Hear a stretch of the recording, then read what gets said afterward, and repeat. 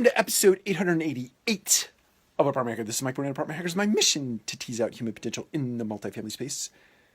So we're still in the midst of coronavirus, but I thought I'd take a quick break in the way of talking about that, and talk about a prospect. Here I am touching my mouth. I think that's one of the rules, that you're not supposed to touch your mouth. Anyway, talk about prospects and consumers under the premise of the satisfaction of want. Whenever a prospect or a consumer is going out to buy something, they do it under the premise of wanting something, and really it is our job to create value against that want, right? And if we can demonstrate that we have a value to our product, to our person-to-person interaction, our customer service, then to the extent that we do that well, then the prospect sees value in that, and the prospect sees the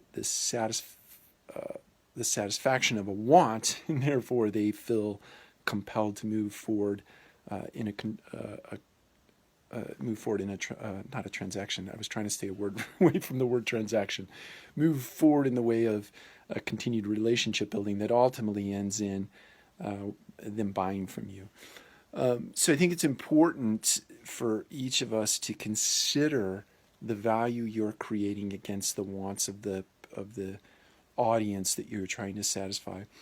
And it's important that you think through that, especially, let's kind of tie this back to coronavirus, in the sense that they're part of a consumer's want right now is to level the fear that is out in the marketplace, to somehow find solace in the face of fear, to find a place where they can potentially cocoon themselves, isolate themselves, and put themselves in a space that will help them feel safe or somewhat safe from what's going on out in the world. So part of satisfying wants today in the prospect's mind is helping them understand that we are taking all the necessary precautions as a business to make sure that, to the extent that we can, that we're providing safe spaces to move around in, be that our office or our laundry facilities. And my imagination tells me most of you have locked down most of the other facilities at this point, but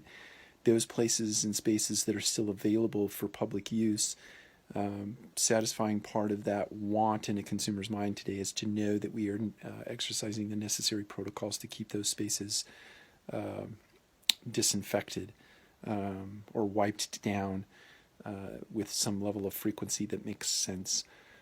So anyway, that's a quick note this morning. Take care. We'll talk to you again soon.